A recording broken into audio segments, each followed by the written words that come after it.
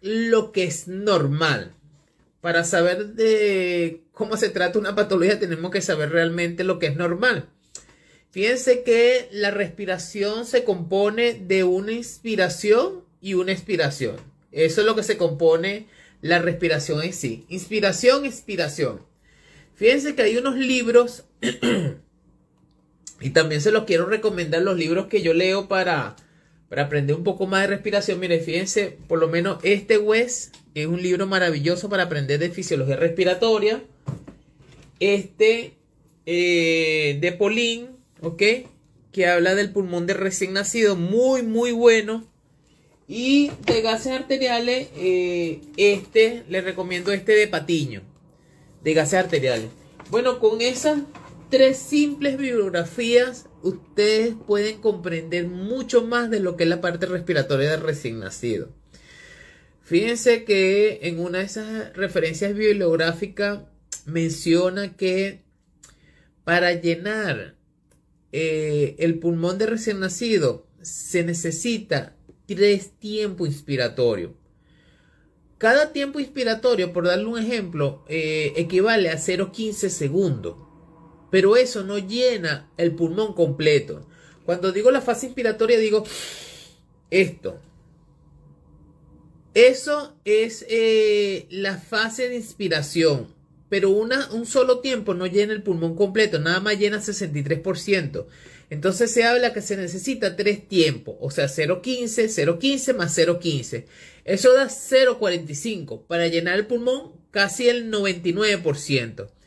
De allí donde sale el tiempo inspiratorio en el ventilador, para empezar por allí. Y el tiempo expiratorio es, por supuesto, un proceso pasivo. Se inspiraste, expiraste.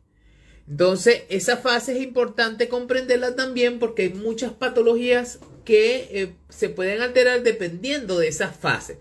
Ya sea que se prolonga uno o se acorta la otra.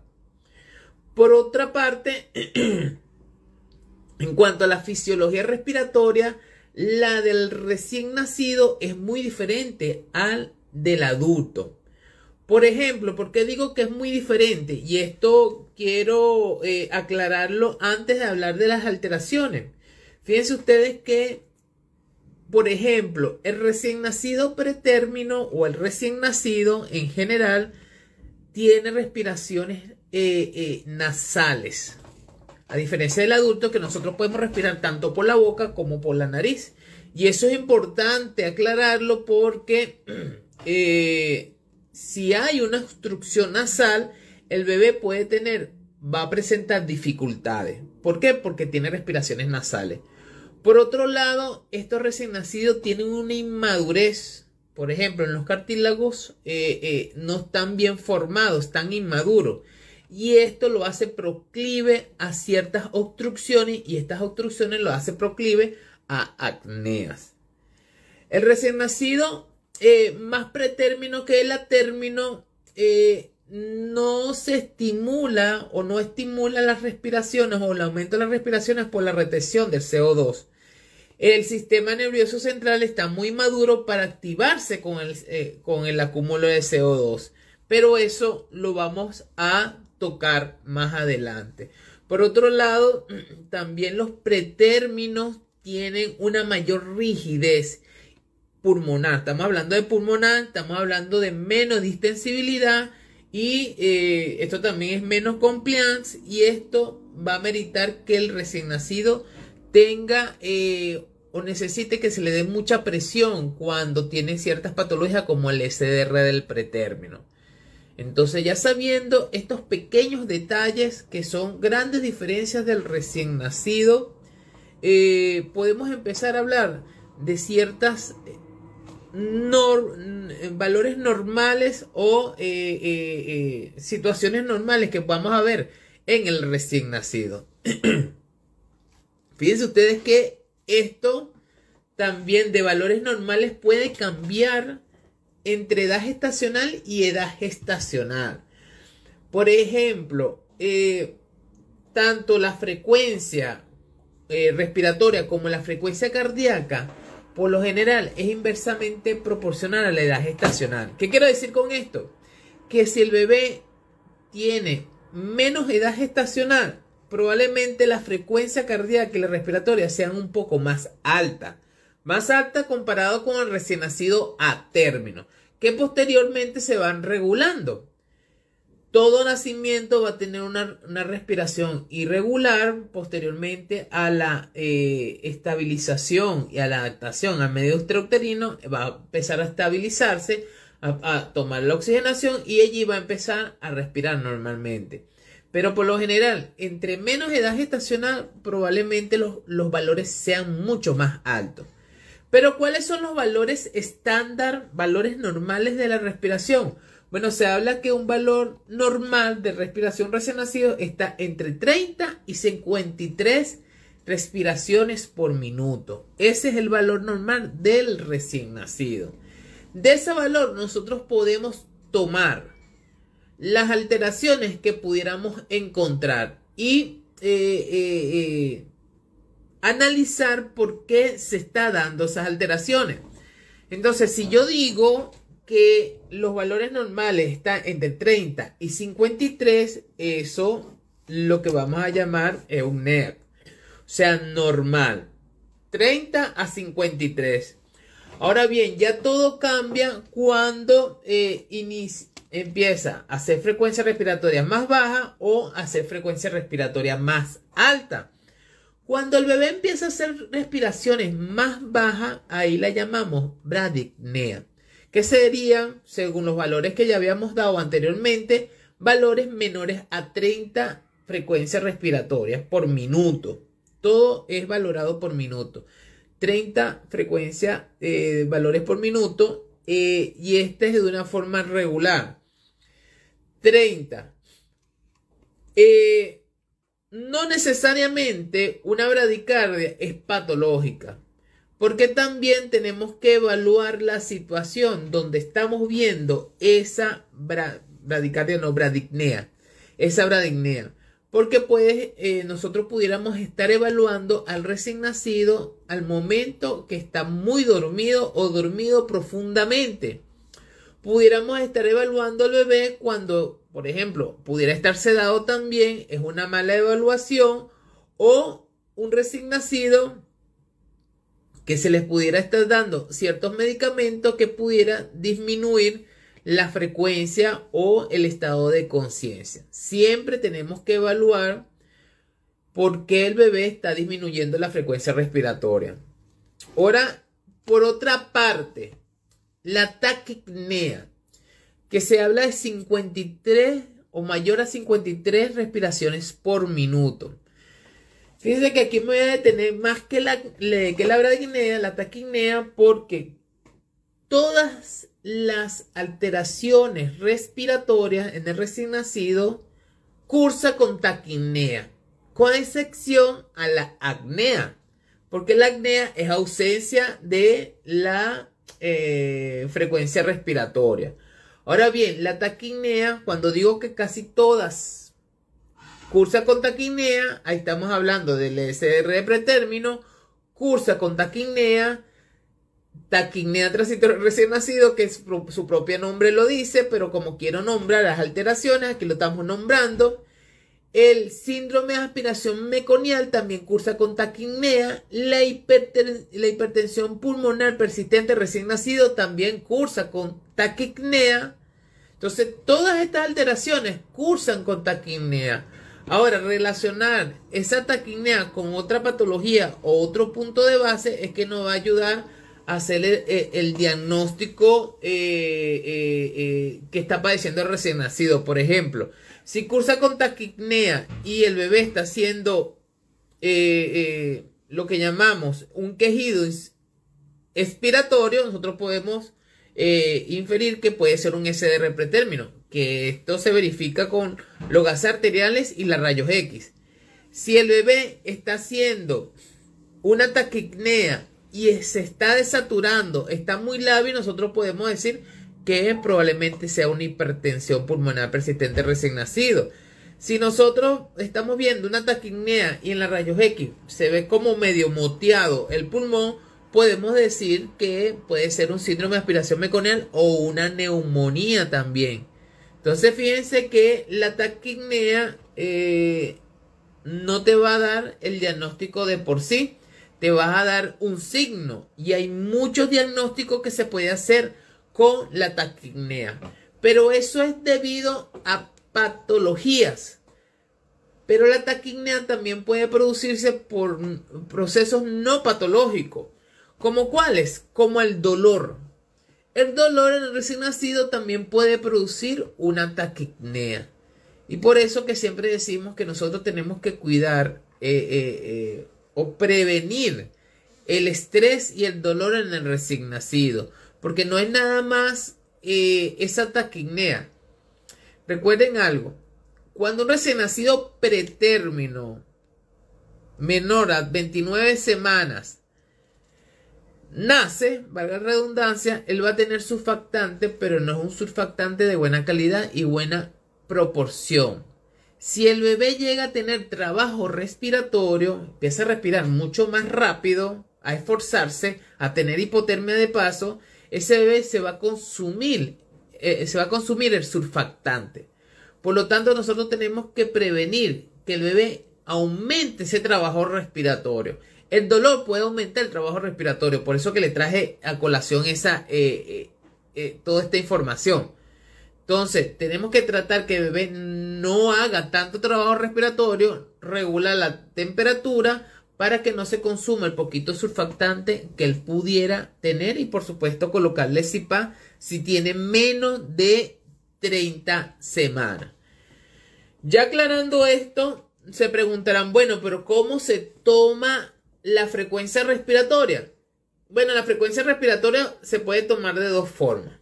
La manual, que es por medio de la parte visual, que es a veces difícil de recién nacido, porque el recién nacido no tiene respiraciones como uno en el adulto. ¿Ok? Pectoral, torácico. Él tiene más respiraciones abdominales y a veces tiene respiraciones un poco desincronizadas también. Entonces es como más difícil la evaluación o medir la frecuencia respiratoria de un recién nacido, porque sus respiraciones casi siempre son irregulares. Ahora bien, nosotros cuando estamos en terapia intensiva neonatal, nosotros por lo general medimos frecuencia por monitor. El monitor te mide la frecuencia a través de los electrodos de electrocardiograma. Ahí se mide la frecuencia. ¿Cómo la mide? Bueno, a través de un algoritmo que mide lo que es el trazado eléctrico más lo que es la impedancia y el movimiento torácico.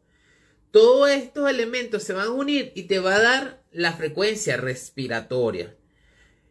¿Por qué le digo que debe estar pendiente del movimiento torácico? Porque a veces cuando ponemos al bebé en posición prona, ¿ok? Que esta es la mejor posición. Cuando el bebé está ventilado, la posición prona, porque disminuye el espacio muerto. Bueno, si nosotros no tenemos cuidado de cambiar los electrodos al tórax posterior o la espalda, este sensor de los electrodos va a tomar más la frecuencia, porque recuerden que es a través del movimiento del tórax. Y si el tórax está pegado el pecho está pegado del colchón, no va a haber movimiento, nada más se va a mover lo que es la parte de la espalda. Entonces nosotros cuando ponemos al recién nacido en posición prona, nosotros tenemos que cambiar los electrodos hacia tórax posterior. Entonces, cambien los electrodos, porque si no, la frecuencia que esté dando ese monitor con ese bebé con los electrodos de posición prona no lo es. Eso son las dos formas de medir lo que es la frecuencia respiratoria. La taquipnea, como le dije, no tan solo es patológica, puede ser por dolor, puede ser por una hipertermia, cuando nosotros ponemos estas incubadoras muy alta de temperatura y no nos percatamos que está muy alta, el bebé puede empezar a hacer una taquipnea. Entonces nosotros también tenemos que tener cuidado con eso. Y la taquipnea, hablando patológicamente, también puede ser debido a problemas cardíacos. También se puede unir problemas cardíacos con la parte respiratoria. ¿Cómo se regula la respiración del recién nacido? Y fíjense que todavía no hemos hablado nada de tratamiento y algunos signos. Tenemos que empezar por lo normal, como habíamos dicho en un principio. ¿Y cómo se regula la respiración? Bueno, en el recién nacido tiene los mismos centros reguladores que en el adulto, pero por supuesto que más inmaduro. Hay unos quimiorreceptores a nivel central, que son los quimiorreceptores, como se dice, centrales, que esos están a nivel del bulbo raquídeo. Están a nivel del bulbo raquídeo, esos quimiorreceptores centrales. Y estos quimiorreceptores centrales, por lo general, se estimulan con el acúmulo de CO2, o sea, un ácido, CO2. Ahí se estimula el quimiorreceptor central. Fíjense que nosotros, los adultos, no vamos a hablar de los recién nacidos, sino de los adultos para dar un ejemplo. Cuando nosotros tenemos retención de CO2, el quimiorreceptor se estimula y manda al pulmón, ¿ok? Al pulmón que empiece a respirar un poco más rápido, ¿ok? Esto con la finalidad de que ese CO2 que está en sangre pueda botarse, porque se está acumulando. Se estimula el bulbo raquídeo manda para que aumente la frecuencia respiratoria y esta frecuencia respiratoria hace un barrido de CO2. Eso es el primer estímulo que reciben los quimiorreceptores centrales. El segundo es debido a la PO2, pero es muy poco la estimulación de la PO2 en el bulbo raquídeo. Más se estimula por la CO2 y por los hidrogeniones. Fíjense que los hidrogeniones y el CO2 son ácidos. Los hidrogeniones, cuando los hidrogeniones están muy alto, es mucho ácido, el pH va a estar bajo, o sea, una acidosis. Porque los hidrogeniones es el algoritmo inverso del pH. Hidrogeniones alto, mucho ácido, pH bajo. Entonces, por estímulo de hidrogeniones, por estímulo de CO2, se estimulan los quimiorreceptores centrales y empieza la respiración más rápida. Bueno, el recién nacido, lamentablemente, no tiene esa misma estimulación de la CO2. Y por lo tanto, cuando nosotros hacemos unos gases, podemos ver una CO2 muy, muy alta. Y decimos, bueno, pero ¿por qué bebé no empieza a hacer taquipnea de una vez? Bueno, él está haciendo la taquipnea, pero no es tan suficiente como para barrer CO2, porque también recuerden que a veces tienen patologías de base respiratoria o alveolares que no permiten ese adecuado intercambio gaseoso. Además de ese quimiorreceptores centrales, nosotros tenemos algo que se llama quimiorreceptores periféricos, que están a nivel de la carótida. Y parte de la aorta también tenemos quimiorreceptores periféricos. Esos quimiorreceptores periféricos, a diferencia de los centrales, se estimulan por la PO2. Pero fíjense ustedes que si falla uno, el central, el periférico pudiera ayudar. Entonces, el periférico se estimula solamente con la PO2. Baja de PO2 y dice, bueno, aquí está pasando algo, trata de hacer respiraciones un poco más profundas para ver si puedes agarrar aire. Y el quimiorreceptores centrales que están en el bulbo raquídeo te dicen, haz respiraciones más rápidas porque necesitamos barrer este CO2. Entonces, ahí va un poco de cómo funciona esto del aparato respiratorio y sus estimuladores a nivel central. La cuestión es que en el recién nacido todo está inmaduro. Desde los pulmones hasta el sistema nervioso central. Fíjense que nosotros, además de esos dos receptores o esos quimiorreceptores, tenemos un receptor a nivel alveolar, o sea, directamente en el alveolo, que se llama Henning-Brewer. Ese receptor es importantísimo porque ese receptor es el que va a permitir que el alveolo no se distiende de más o no se sobredistiende. Si se sobredistiende un alveolo puede estallar, o sea, se va a producir un síndrome de escape aéreo. ¿Qué pasa? Que cuando el alveolo se está distendiendo de más, los receptores que están acá le manda una señal a lo que es el puente eunéstico, que también está en el sistema nervioso central, y le dice: para la inspiración. Tú estás inspirando y él te dice: para la inspiración. Te corta la inspiración y después viene la expiración. Eso es lo que hace el receptor Hering-Brewer, o de distensibilidad o de protección, como lo quieran llamar. Eso es lo que hace ese receptor, y ese receptor sí está activo en el recién nacido. Y ese es el receptor que aprovechamos mucho más en el CPAP. Ese receptor se estimula mucho con el CPAP y lo aprovechamos de una manera interesante. Y ya se lo voy a explicar unos minutos más adelante. Estén pendientes y estén atentos. Cualquier cosa, ustedes pueden ir anotando, pueden ir escribiendo, que yo los leo un poquito más tarde para no perder el hilo de lo que ya se está hablando. Entonces, fíjense que ya hablamos de la braquipnea, que es cuando la frecuencia está menor de 30, la taquipnea cuando la frecuencia está mayor de 53, también con ciertas patologías o ciertas situaciones también que pudiera darte taquipnea sin ser patología. Y vamos a hablar de la apnea. La apnea es muy común en el recién nacido pretérmino, pero no podemos confundir apnea con respiraciones periódicas. Las respiraciones periódicas es normal en el recién nacido por su inmadurez. Las apneas, como definición, es la ausencia de las respiraciones o de la frecuencia respiratoria por más de 20 segundos.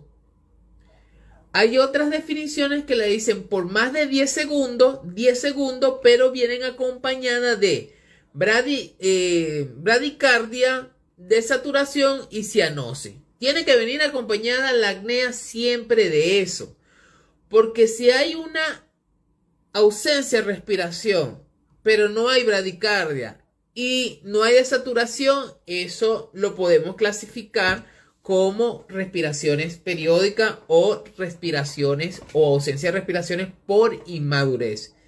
Muy diferente a esta, porque las respiraciones periódicas no necesita tratamiento. Necesita una ligera estimulación para que el recién nacido despierte, porque es por su inmadurez.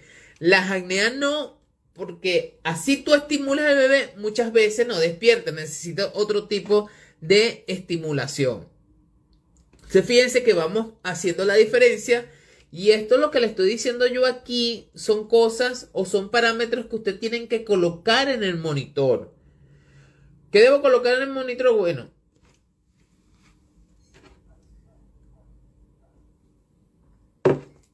buscar frecuencia respiratoria y poner valores entre 30 y 55. Pero también el monitor te va a decir poner valor de la apnea. Y el valor de la apnea debería ser entre 15 y 20 segundos de ausencia respiratoria. Por supuesto, nosotros casi no esperamos que pase más allá de 20. Nosotros tratamos de estimular al bebé porque esa disminución de oxígeno o de entrada de oxígeno puede producir daño a nivel del cerebro. Entonces debemos tener cuidado con eso. Ahora la apnea, vamos a entrar de lleno en la apnea, ya definiendo todo lo que habíamos definido en cuanto a el concepto de apnea. Miren, la apnea en el recién nacido, hablando como alteraciones del patrón respiratorio, la apnea en el recién nacido, que es la ausencia, es diferente a todas las otras alteraciones, porque aquí no hay respiración, puede ser debido por muchos factores. Puede ser debido por factores centrales. Cuando hablo centrales hablo de neurológico. Puede ser por algún tipo de malformación, por algún tipo de infección, puede ser por algún tipo de traumatismo también. Las acneas también pueden darse por situaciones medicamentosas, por intoxicación. O sea, se puede dar la acnea por muchas situaciones, pero nunca la acnea se va a dar por falta de oxígeno. O sea, la acnea da esta situación de hipoxemia, más no la hipoxemia da la acnea. ¿Qué quiero decir con esto? Que si usted tiene un recién nacido con acnea, por más oxígeno que le coloque, el bebé no va a dejar de hacer acnea. O sea, para que quede claro eso. Porque a veces creemos que el oxígeno es la solución de la acnea. Y el oxígeno no va a ayudar en nada a la acnea. Es más, puede empeorar la situación de la acnea. Y ya lo vamos a explicar también. Entonces, la acnea, hay muchas formas de tratarla. Primero tenemos que saber por qué se está dando la acnea. Si es central, si es obstructiva, como le dije que los cartílagos son muy blandos, se pueden obstruir las vías nasales, las fosas nasales y todo lo que es el sistema respiratorio alto se puede obstruir por secreciones si no están bien pendientes, ya se acnea el recién nacido. Entonces tenemos que primero saber por qué se dio la acnea. Si es una acnea central, nosotros podemos utilizar medicamentos, metilsantinas, teofilina, cafeína, cualquier medicamento que tenga. Cuidado con la aminofilina, bueno, que ya se ha dejado de utilizar la aminofilina. Ese entre los medicamentos que se pueden utilizar. Previo a los medicamentos, nosotros deberíamos utilizar efectos kinestésicos en el recién nacido, primeramente, antes de utilizar cualquier medicamento. Sin embargo, eso está indicado a estos recién nacidos pretérminos cuando tienen acnea del prematuro. Está indicado porque le va a dar. Sin embargo, nosotros podemos hacer un proceso previamente antes de colocar cualquier medicamento, que es la colocación del CPAP de burbuja, preferiblemente. No CPAP del ventilador, porque el CPAP del ventilador hace un efecto diferente que no mejora en la acnea. Si usted dice, bueno, vamos a colocarle el CPAP a este recién nacido que está haciendo acnea y es un CPAP de ventilador, probablemente no le vaya a hacer efecto, que es el que queremos nosotros. El CPAP de burbuja se hace el efecto. ¿Y cuál es ese efecto? Primero, el burbujeo. El burbujeo produce una estimulación. Y recuerden que este sistema nervioso central necesita estimulación. Lo segundo, que este burbujeo te va a permitir que el bebé tenga una mejor distensibilidad a nivel alveolar. Llena el aire, ¿ok? Y el bebé puede respirar normalmente y no va a haber ningún problema. Por otro lado, como les dije anteriormente, el CPAP estimula el reflejo Hering-Breuer, que es el que produce el bajada de switch de la inspiratoria. Y si nosotros bajamos la inspiratoria, va a haber una expiratoria. Si bajamos inspiratoria, va a haber una expiratoria, y eso quiere decir que va a haber más respiraciones. Por eso le colocan el CPAP al bebé cuando tiene acnea. Repito nuevamente, el oxígeno no va a mejorar la acnea. No va a mejorar la acnea. O sea, lo que mejora es el oxígeno en sangre. Eso es lo que mejora el oxígeno. Pero la acnea no. Ya les dije que los quimiorreceptores centrales se estimulan por CO2. No se estimulan por baja de oxígeno. O sea, por más oxígeno que tú le des, no lo va a estimular. Por otra parte, si tú das oxígeno frío y seco, ese oxígeno frío y seco puede estimular lo que es los nervios faciales y producir bradicardia y más acnea. Entonces debemos tener cuidado a la hora de colocar oxígeno, tomar conciencia a la hora de colocar oxígeno. ¿Qué es lo que necesita este bebé con acnea? Estímulo, presión para mejorar la ventilación, y a la hora de mejorar la ventilación, él va a poder tomar el oxígeno que necesita. No se puede poner un CPAP si el bebé no tiene respiraciones espontáneas, porque el bebé no va a respirar. Ahora, si tú quieres poner las narinas, los PRON, conectados a una ventilación no invasiva intermitente con el ventilador, ese es otra voz. Pero el bebé también debe tener respiraciones espontáneas, que el ventilador lo que va a hacer es ayudar al recién nacido, porque tiene los PRON aquí en la nariz, pero la presión puede escapar por la boca. Entonces tenemos que tener cuidado de la manera que manejamos este recién nacido. Por supuesto, también si las acné es producto de algún tipo de infección o una sepsis, bueno, también se tiene que atacar lo que es el proceso séptico. Fíjense que todas estas patologías van a dar algún tipo de alteración en la sangre. O sea, no es que va a pasar sin ninguna consecuencia. Que el bebé respire por mucho tiempo, o sea, que tenga una taquipnea por mucho tiempo, no es que en su sangre no se va a alterar nada. O que el bebé tenga mucha bradipnea, no le va a pasar nada. O que el bebé tenga acnea, va a pasar algo. Y eso algo que va a pasar se va a ver reflejado en las muestras de gases arteriales. O sea, en el equilibrio ácido-base. ¿Qué pasa con el equilibrio ácido-base? Miren, como su nombre lo dice, es un equilibrio entre lo ácido y lo alcalino. Entre mantener una homeostasis a nivel sanguíneo para que todas las células puedan funcionar normalmente. Cuando esto se acidifica mucho, ya las células empiezan a alterarse, y cuando ya esto pasa en valores críticos, las células empiezan a morir. Cuando hablamos de apoptosis, se mueren las células. Por lo tanto, hay que tratar de mantener un equilibrio ácido-base, por supuesto, de líquido y todo, pero ahorita que estamos hablando de respiración, tiene mucha relación del ácido-base, para que el recién nacido pueda mantener la salud. Ahora bien, ¿cuáles son esas alteraciones que nosotros pudiéramos ver y que se pudiera relacionar con la parte respiratoria, que es lo que estamos hablando nosotros hoy aquí? Bueno, hay dos alteraciones que nosotros podemos ver respiratoriamente, ¿ok? Aunque todo hay una sincronía en todos los valores, porque no es que se altera uno aisladamente al otro, sino que afectan cada uno, pero yo quiero tomar estos dos para poder hacer los ejemplos. Existen en los gases arteriales la medición de CO2, ¿ok? Presión arterial del CO2. Esta presión arterial del CO2, al igual que el valor que habíamos mencionado, puede variar dependiendo de la edad gestacional. Entre menos edad gestacional, por lo general, el valor del PCO2 va a estar alto.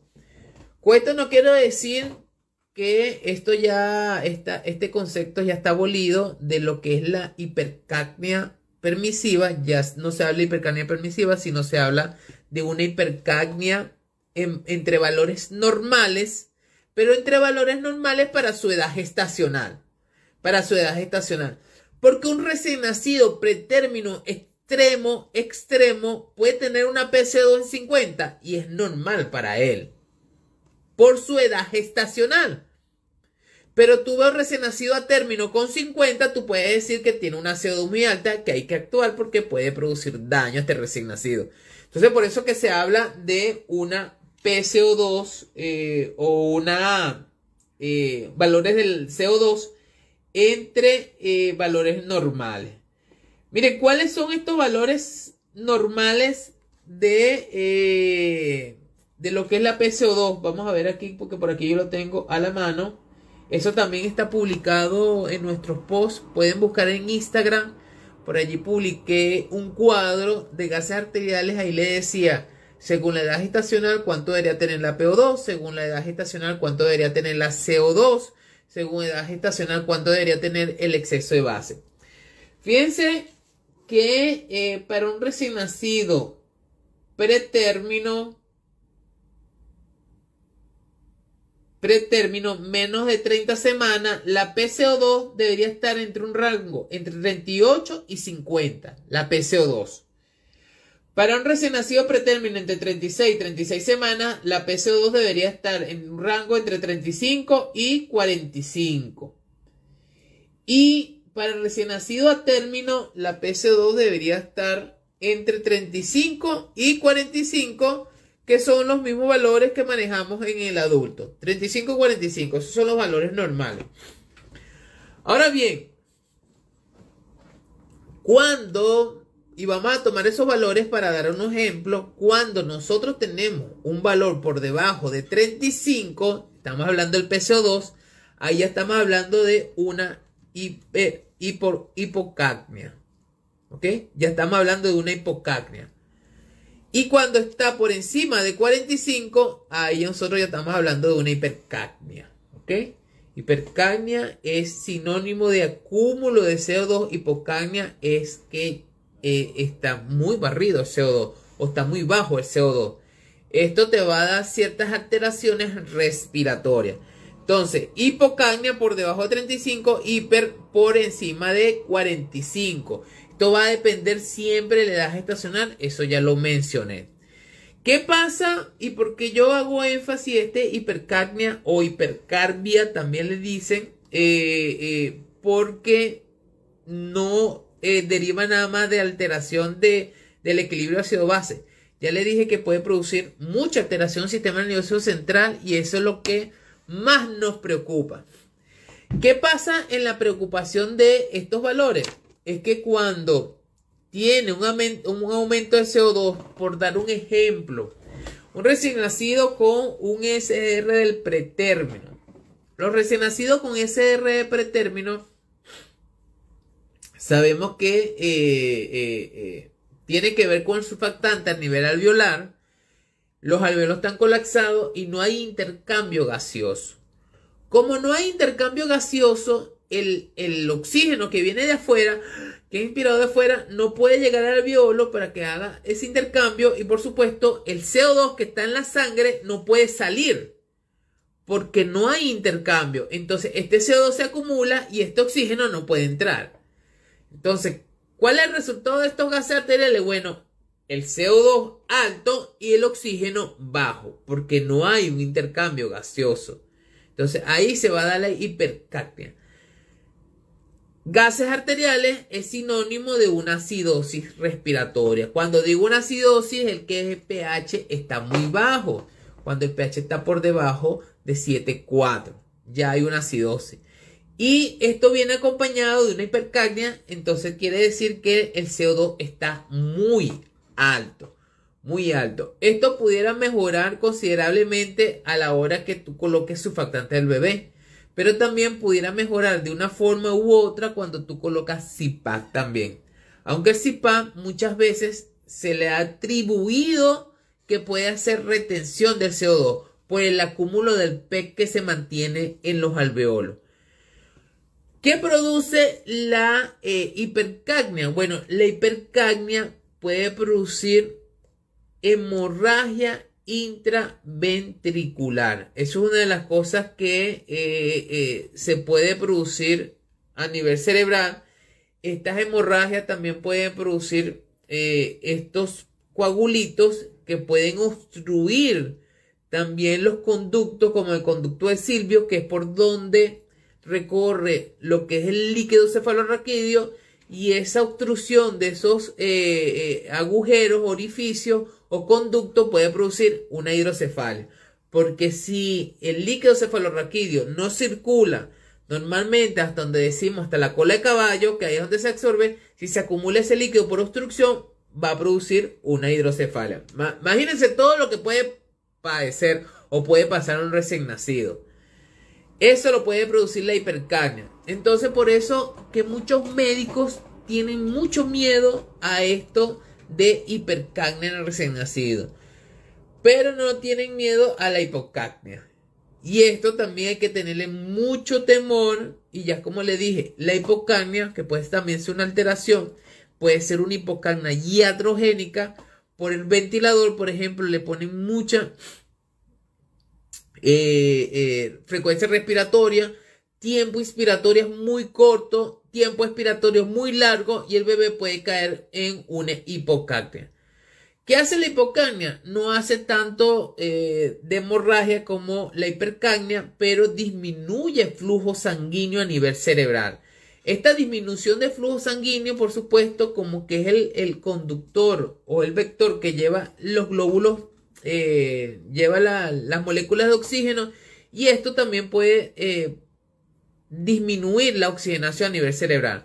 Por otro lado, también se ha reportado que la hipocaña puede producir lo que se llama una leucomalacia periventricular. Entonces, ni muy alta ni muy baja. Entonces tenemos que tener valores normales, y para eso tenemos que tener las tablas de gases arteriales, que las puedes conseguir en el Goldsmith de ventilación mecánica, del Goldsmith en los anexos, y también lo puedes conseguir en el libro de Gomela, los valores normales de gases arteriales. Pero prácticamente fueron esos los que le dije, y nosotros lo tenemos en un post en Reveneo que ustedes lo pueden buscar, ahí lo pueden conseguir. También en cuanto a los valores de la CO2.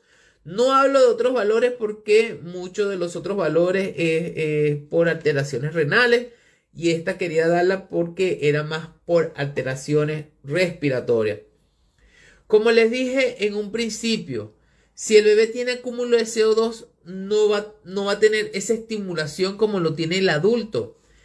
Acumulación de CO2, hay una hiperventilación, respiramos más rápido, hay una taquipnea. Entonces, ahí esa taquipnea hace que nosotros botamos un poco más de CO2. Sin embargo, por darle un ejemplo, el SDR pretérmino, los alveolos no tienen surfactante y están colapsados. Por lo tanto, no hay por dónde pasar el CO2. Porque CO2 lo botamos. Entonces el bebé va a estar, pero no va a poder el intercambio gaseoso. Por eso es que nosotros tenemos que meterle presión para que los alveolos abran y pueda darse el intercambio gaseoso, y así poder disminuir ese acúmulo de CO2. Por más que quiera barrer el CO2 con la bolsa de reanimación, si no hay ese estímulo de los alveolos, si no hay un reclutamiento alveolar de los alveolos, no va a poder darse ese intercambio gaseoso y esa disminución del CO2. Bueno, y vamos a empezar a leer algunas, no sé si han escrito algo para continuar acá. Ustedes que están pendientes, muy pendientes de todo lo que estamos hablando hoy, alteraciones respiratorias. Miren, hay alteraciones respiratorias, por supuesto, que se da más en el adulto que en el recién nacido.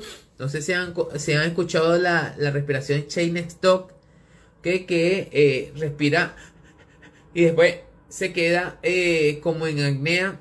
Es muy difícil verlo en el recién nacido, esa respiración de Cheyne-Stokes.